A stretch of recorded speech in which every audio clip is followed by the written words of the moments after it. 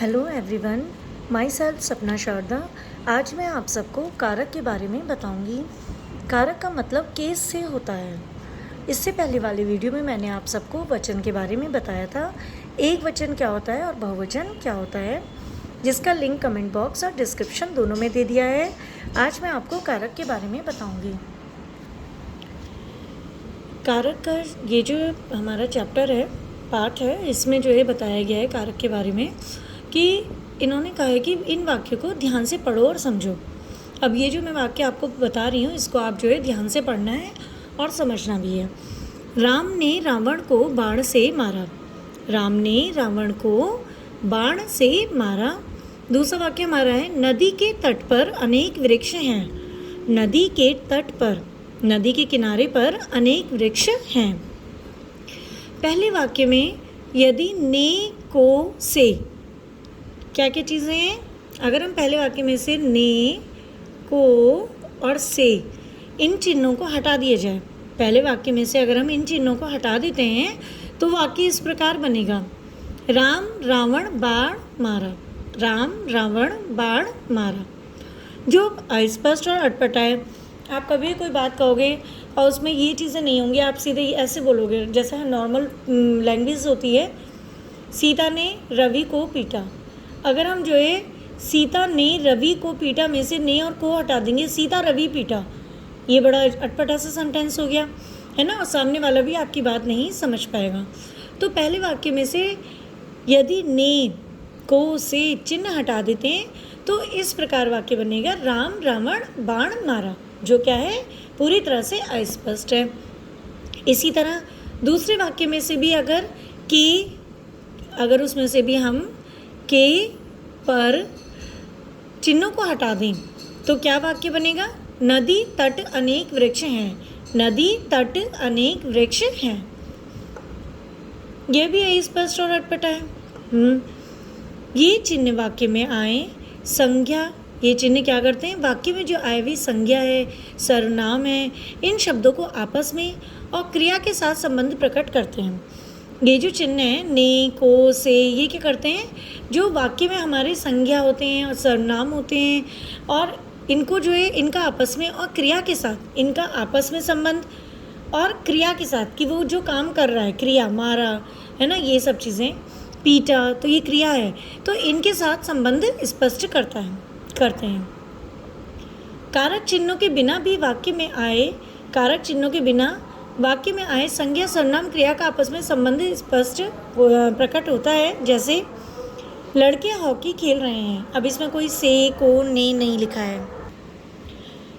जैसे था लड़के हॉकी खेल रहे हैं, अब इसमें ना तो कोई जो है चिन्ह लगे हैं, कारक चिन्ह। कारक चिन्हों के बिना भी वाक्य में आए संज्ञा सर्वनाम क्रिया का आपस में संबंध प्रकट होता है। जैसे लड़के हॉकी खेल रहे हैं, इसमें से, के, में कुछ नहीं लिखा है, लेकिन फिर भी हमें जो है इसका आपस में संबंध पता चल रहा है कि लड़के क्या खेल रहे हैं, हॉकी खेल रहे हैं। राधा पुस्तक पढ़ रही है, राधा जो है पुस्तक पढ़ रही है, तो वो पुस्तक जो है उससे रिलेटेड है जिसे वो पढ़ रही है। पहले वाक्य में क्या लिखा गया है, खेलने का काम लड़के कर रहे हैं, इसलिए लड़के कर्ता कारक हैं। तो लड़के खेल रहे हैं तो मेन काम जो खेलने का वो कौन कर रहे हैं, लड़के कर रहे हैं, इसलिए लड़के क्या हैं, कर्ता कारक हैं, वो कर्ता कारक हैं। खेल रहे हैं, क्रिया का फल हॉकी पर पड़ता है, तो वो क्या खेल रहे हैं, वो हॉकी खेल रहे हैं। तो इसीलिए हॉकी, वो किस चीज़ को खेल रहे हैं, हॉकी को खेल रहे हैं, हॉकी गेम खेल रहे हैं, तो इसीलिए हॉकी क्या है, कर्म कारक है। हॉकी क्या है, कर्म कारक है। फिर से ध्यान से देखिए, खेलने का काम लड़के कर रहे हैं, इसलिए लड़के कर्ता कारक हैं, और जो खेल रहे हैं वो क्या खेल रहे हैं, वो लोग हॉकी खेल रहे हैं, हॉकी उनसे रिलेटेड है, इसलिए हॉकी जो है कर्म कारक है, क्योंकि जो खेलने का फल है, रिजल्ट है, हॉकी पर पड़ता है, इसलिए हॉकी क्या है, कर्म कारक है। इतना आपको समझ में आ गया होगा।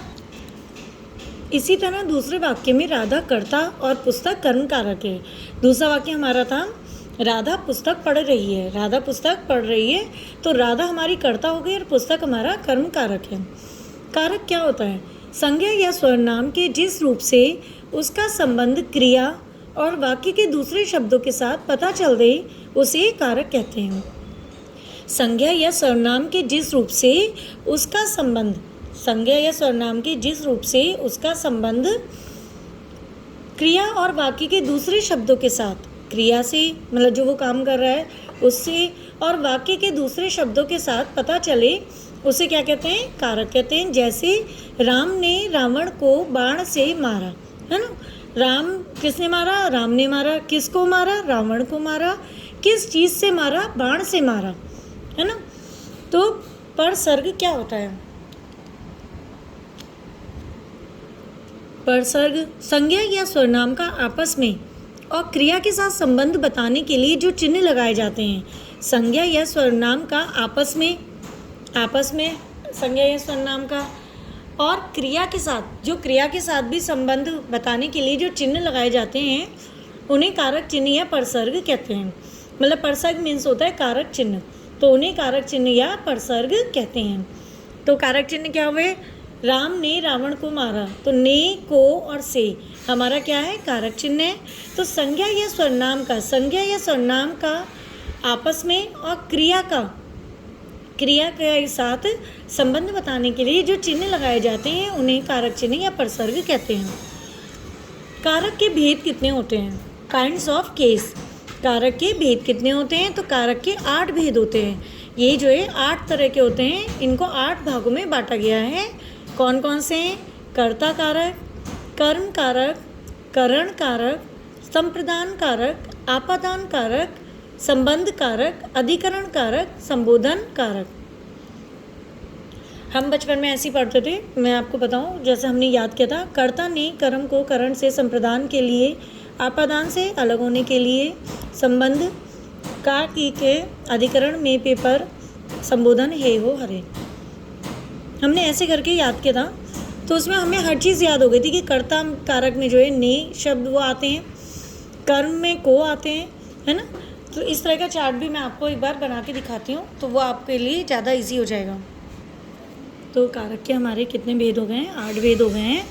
कर्ता कारक, कर्म कारक, करण कारक, संप्रदान कारक, अपादान कारक, संबंध कारक, अधिकरण कारक, संबोधन कारक, है ना। अब इनके अपने अपने यूज़ हैं, इनका वाक्य में अपना अपना महत्व है। ये बचपन में हम लोग भी पढ़ते थे, तो हमने तो ऐसे याद किया था, कर्ता ने कर्म को करण से के द्वारा संप्रदान के लिए, आपादान से अलग होने के अर्थ में, संबंध का की के रा री रे अधिकरण में पर, संबोधन हे ओ अरे। तो कैसे याद करना है? कर्ता ने कर्म को करण से संप्रदान के लिए, आपादान से अलग होने के लिए, संबंध का की के रारी रे अधिकरण में पर, संबोधन हे ओ अरे। तो ये अगर हमारा ये तैयार हो गया इतना चार्ट, तो हमारा ये चैप्टर लगभग तैयार हो जाएगा, क्योंकि हमें हर कारक का काम पता चल जाएगा कि वाक्य में किसकी क्या ज़रूरत होती है। ये सबसे इम्पोर्टेंट चार्ट है। अगर हमें ये याद हो गया, तो पहली बात तो ये जो हम एक चार्ट याद कर लेंगे, तो सारे कारकों के नाम हो जाएंगे हमें याद, और किस कारक का क्या वाक्य में काम है वो भी हमें समझ में आ जाएगा। अब हमारा आता है, सबसे पहला है कर्ता कारक। कर्ता कारक क्या है? शब्द के जिस रूप से कार्य करने वाले का बोध हो, उसे कर्ता कारक कहते हैं। शब्द के जिस रूप से कार्य करने वाले का बोध हो, जैसे राम पत्र लिखता है, तो पत्र कौन लिखता है? राम। राम ने पत्र लिखा, तो किसने पत्र लिखा? राम ने, है ना। राम पत्र लिखेगा, तो क्या है? राम पत्र लिखेगा। किसने, कौन पत्र लिखेगा? राम। तो वही कह रहे हैं, शब्द के जिस रूप से कार्य करने वाले का बोध हो, उसे कर्ता कारक कहते हैं। इसका चिन्ह ने है। तो इन तीनों हमारे वाक्य में ने किस में लगा है? राम ने पत्र लिखा, राम ने पत्र लिखा। तो हमारा जो है मेन क्या है कि राम ने पत्र लिखा, इसका प्रयोग सकर्मक क्रियाओं के साथ केवल भूतकाल में होता है। राम ने काम किया, राम ने पत्र लिखा, राम ने उसे मारा, राम ने खाना खाया, तो ने लगा ना कर्ता कारक, ने, इसका चिन्ह ने है, और इसका प्रयोग सकर्मक क्रियाओं के साथ, सकर्मक क्रिया मतलब कोई काम हो रहा है, कोई कर्म हो रहा है, उन क्रियाओं के साथ केवल भूतकाल में होता है। इसमें ने नहीं लगा, इसमें ने नहीं लगा है, केवल लिखा किसमें? जो ये भूतकाल है। प्रेजेंट और फ्यूचर में, मतलब वर्तमान और भविष्य वाले काल में हमारे ने का यूज़ नहीं हुआ है। किसमें हुआ है? राम ने पत्र लिखा। तीनों वाक्यों में क्रिया को करने वाला राम ही है। इसमें भी राम ने काम किया है, इसमें भी राम ने काम किया है और इसमें भी राम ने ही काम किया है। तो राम क्या है? कर्ता कारक है। पहला वाक्य भूतकाल में है, अतः कर्ता के बाद ने चिन्ह लगा है। पहला वाक्य जो है भूतकाल में है, इसलिए कर्ता के बाद ने का चिन्ह लगा है।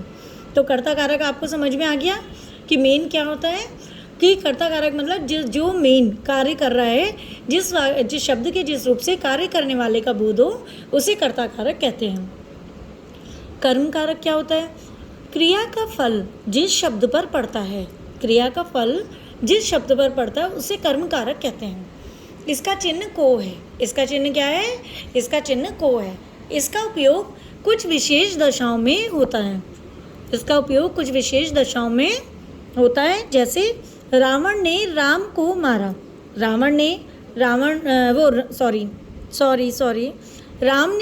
को मारा। तो राम ने रावण को मारा मतलब राम जो है हमारा क्या हो गया? कर्ता कारक हो गया, क्योंकि किसने मारा? राम ने मारा। किसको मारा? रावण को मारा, है ना। रमेश पुस्तक पढ़ता है। दूसरे वाक्य में इसमें इन्होंने कहा है कि दूसरे वाक्य में जो है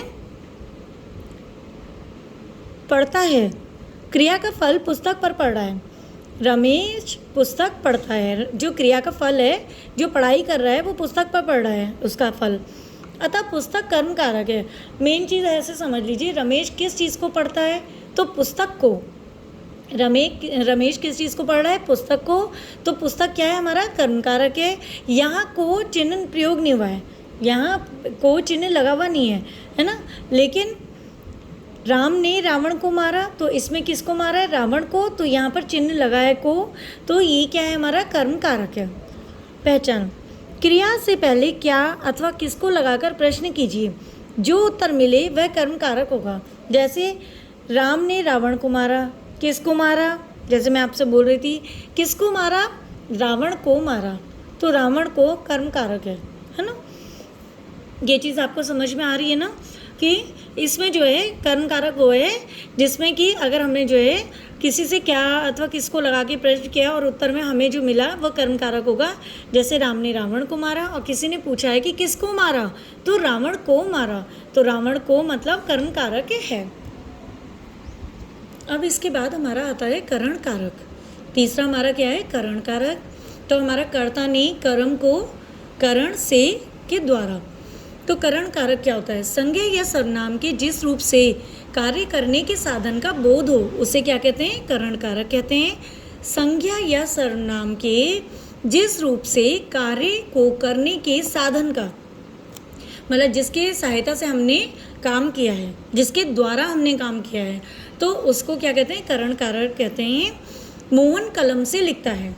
तो यहाँ लिखने का साधन क्या है? यहाँ मोहन किस चीज़ के द्वारा लिख रहा है? कलम से लिख रहा है। तो कलम जो है करण कारक है। इसका चिन्ह से है। इसका चिन्ह हमारा क्या हो जाता है? इसका चिन्ह हमारा से है। तो मतलब किस चीज़ के द्वारा, आप ये भी कह सकते हैं किस चीज़ के द्वारा। तो यहाँ पर हमारा लिखने का साधन क्या हो गया? कलम हो गया। अतः कलम करण कारक है जिसका चिन्ह से है ना।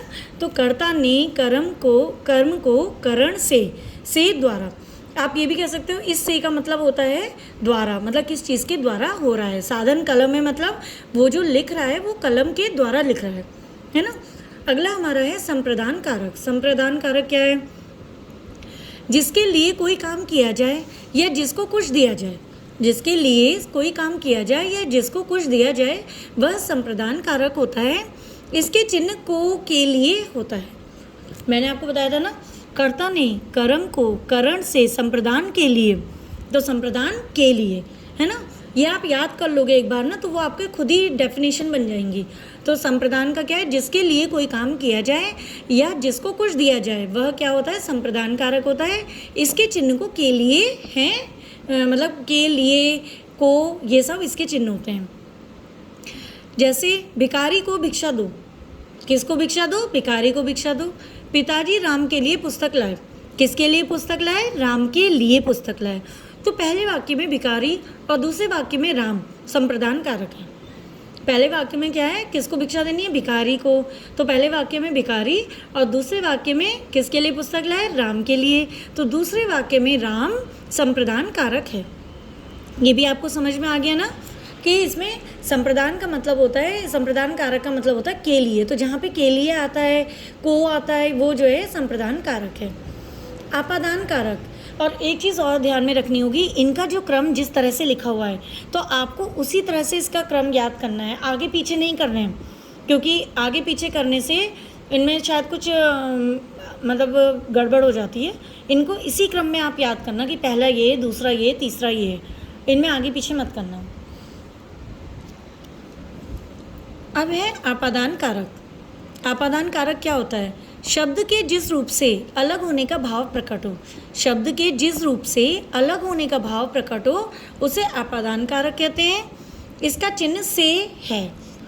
हमारा वो क्या था जो मैंने आपको लाइनें बताई थी, कर्ता ने कर्म को करण से संप्रदान के लिए आपादान से अलग होने के अर्थ में, अलग होने के लिए, आपादान से अलग होने के लिए। तो आपादान से अलग होने के लिए मतलब इसमें क्या होता है कि से अलग होने का भाव प्रकट होता है। किससे? इसमें से अलग होने का भाव प्रकट होता है, आपादान से अलग होने के लिए, उसे आपादान कारक कहते हैं। इसका चिन्ह से है। इसका चिन्ह क्या है? से है। बादल से बूंदें गिरती हैं, मतलब बादल से बूंदें अलग हो गई ना, वो नीचे गिर गई। जैसे पेड़ से पत्ता गिरता है या पेड़ से पत्ता गिरा, तो उसमें क्या है, पेड़ से पत्ता अलग हो गया। तो आपादान में क्या होता है, से जो लगा है वो अलग होने के भाव को प्रकट करता है। बादल से बूंद गिरती है, गंगा हिमालय से निकलती है, तो वो हिमालय से गंगा निकल गई ना, तो वो क्या हो गई, अलग हो गई, है ना। पहले वाक्य में बूंदों के बादल से अलग होने का और दूसरे वाक्य में गंगा के हिमालय से अलग होने का भाव प्रकट हो रहा है। अतः बादल और हिमालय क्या हैं, आपादान कारक हैं। तो इसीलिए बादल और हिमालय आपादान कारक हैं। तो ये भी आपको समझ में आ गया होगा कि आपादान का मतलब होता है से, आपादान से अलग होने के लिए, मतलब वो अलग होने के भाव से वो से होता है ना। एक से होता है हमारा जिसमें हम क्या होते हैं, से के द्वारा, मतलब किसी चीज़ के द्वारा किया जा रहा है, कलम से लिखा जा रहा है, इसमें से मतलब होता है अलग होने का भाव। तो आपादान में अलग होने का भाव है। करण कारक में हमारा जो है क्या है कि किसी के द्वारा वाला भाव है, कि इसमें जो है साधन का पता चलता है, साधन का बोध होता है। अब है संबंध कारक। संबंध कारक छठा नंबर है संबंध कारक। हमारा क्या था वो फॉर्म जो हमने याद किया था, कर्ता ने कर्म को करण से के द्वारा संप्रदान के लिए आपादान से अलग होने के लिए संबंध काकी के रारी रे अधिकरण में पर। तो संबंध कारक आ गया। संबंध में हमारे क्या था, काकी के रारी रे। तो संबंध कारक जब संज्ञा और सर्वनाम का अन्य संज्ञा अथवा सर्वनाम के साथ संबंध दिखाया जाए, जब संज्ञा और अथवा सर्वनाम का अन्य संज्ञा, दूसरी संज्ञा अथवा सर्वनाम के साथ संबंध दिखाया जाए तो वहाँ पर संबंध कारक होता है। इसका चिन्ह होता है का की के, है ना। जैसे राम का भाई मोहन गया, तो किसका भाई था मोहन, राम का। रमेश के पिताजी आए, किसके पिताजी थे वो, रमेश के। तो ये जो पिताजी हैं वो रमेश से संबंधित है ना, तो इसमें संबंध पता चल रहा है ना। राम का भाई मतलब ये जो भाई है ना मोहन, ये मोहन जो है राम का भाई है, तो राम से उसका क्या संबंध है, भाई का संबंध है। गीता की माता जी खाना बना रही हैं, तो किसकी माता है, गीता की माता है, तो गीता और माता कनेक्टेड है, तो किसकी है, गीता की, तो इसलिए इसमें की लगा। पहले वाक्य में राम का भाई के साथ, राम का भाई के साथ, दूसरे वाक्य में रमेश का पिता के साथ, और तीसरे वाक्य में गीता का माता के साथ संबंध दिखाया गया है। अतः राम रमेश गीता संबंध कारक हैं। अतः जो है राम और रमेश गीता क्या हैं, संबंध कारक हैं। ये भी समझ में आ गया होगा आपको। अब हम आगे बढ़ते हैं। अधिकरण कारक। अधिकरण कारक क्या होता है, संबंध के जिस रूप से क्रिया के आधार का बोध हो, शब्द के जिस रूप से क्रिया के आधार का बोध हो, मतलब हमें उसमें क्रिया के आधार का बोध हो, उसे अधिकरण कारक कहते हैं। सरल शब्दों में कहा जा सकता है जहाँ पर या जिसमें क्रिया घटित हो वहाँ अधिकरण कारक होता है ना। जैसे इसमें में पर ये सब होता है। जैसे पिताजी कमरे में बैठे हैं, पिताजी कहाँ बैठे हैं, कमरे में बैठे हैं, तो में लगा, है ना। शिवम ने मेज पर बस्ता रखा, शिवम ने कहाँ पर बस्ता रखा, मेज पर बस्ता रखा। ऊपर के वाक्यों में बैठे हैं, क्रिया का आधार कमरा है। कहाँ बैठे हैं? कमरे में बैठे हैं। तो क्रिया का आधार क्या है? कमरा है। और रखा, क्रिया का आधार मेज है। तो कहाँ पर रखा है उसने बस्ता? मेज पर रखा है। तो इसमें क्रिया का आधार क्या है? मेन मेज है। मतलब वो कौन सी चीज़ है जिस पर बस्ता रखा गया, वो कौन सी जगह है जहाँ उसके जो है पिताजी बैठे हैं। तो पिताजी कमरे में बैठे हैं, शिवम ने मेज पर बस्ता रखा। तो ऊपर के वाक्यों में बैठे हैं, क्रिया का आधार कमरा है, और दूसरे में क्या है? रखा, क्रिया का आधार मेज है। अतः कमरा और मेज अधिकरण कारक हैं। अतः कमरा और मेज क्या है? हमारे अधिकरण कारक हैं। अधिकरण कारक के चिन्ह में, पर, के, ऊपर, के अंदर हैं। अधिकरण कारक के चिन्ह क्या होते हैं? में, पर, ऊपर और अंदर, के अंदर हैं। ये भी आपको समझ में आ गया होगा ना। अब हम आगे बढ़ते हैं। अब हमारा आता है 8वां और सबसे आखिरी क्या आता है? संबोधन कारक, है ना। जब किसी संज्ञा अथवा सर्वनाम को संबोधित करने या उसका ध्यान आकर्षित करने का बोध हो, जब किसी संज्ञा अथवा सर्वनाम को संबोधित करने या उसका ध्यान आकर्षित करने का बोध हो, तो वहाँ पर संबोधन कारक होता है। तो वहाँ क्या होता है? संबोधन कारक होता है। इसके चिन्ह हे, अरे, ओ, अजी आदि होते हैं। संबोधन कारक के बाद संबोधन चिन्ह का प्रयोग होता है। हे भगवान, आपने अधिकतर देखा होगा हे, अरे, इन सब में जो है ना हमारा जो है इस तरह का चिन्ह आते हैं। तो इसको हम जो है एक्सक्लेमेटरी मार्क भी कहते हैं। तो ये आपने इंग्लिश में पढ़ा होगा। संबोधन कारक के बाद संबोधन चिन्ह इसका प्रयोग होता है। जैसे हे भगवान मेरी रक्षा करो, हे भगवान मेरी रक्षा करो। अरे लड़कों, मतलब उनको जो है संबोधित किया जा रहा है, लड़कों को मैदान में पहुँचो, उनको जो है संबोधित कर रहे हैं। तो ये संबोधन कारक है, हे भगवान। तो हम अपनी बात किसको संबोधित कर रहे हैं? भगवान को। तो उनको संबोधित करके हम कहते हैं तो हे भगवान मेरी रक्षा करो, अरे लड़कों मैदान में पहुँचो। तो इसमें क्या होता है? ये संबोधन कारक होता है। आपको इसमें एक चीज़ बिल्कुल याद रखनी है, जो ये हमने कारक बताए हैं। तो इसमें 3rd नंबर पे हमारा आता है, जैसे कर्ता ने, पहला हो गया। कर्म को करण से, 3rd नंबर पे हमारा करण से है, तो उस से का मतलब होता है द्वारा से या साधन के रूप में होता है। फिर उसके बाद चौथा हमारा आता है संप्रदान के लिए, 5वां आता है आपादान से अलग होने के लिए। तो मतलब ये 2 बार से आए हैं। 3rd में आया हमारे करण से, तो वो साधन के रूप में, और 5वें नंबर पे हमारा आया आपादान से, तो वो अलग होने के अर्थ में होता है।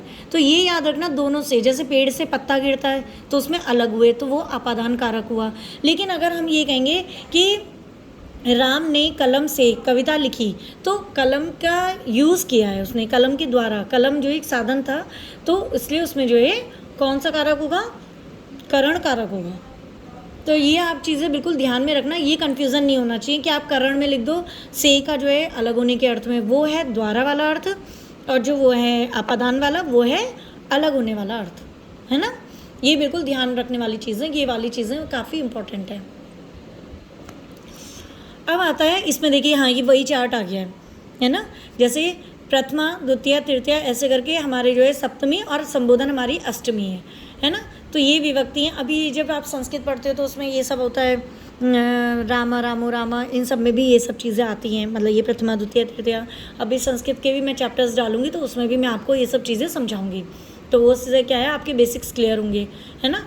अब इसमें क्या है, यही चीज़ हमने याद करी है बचपन में, जो वही यही चार्ट हमने किया था।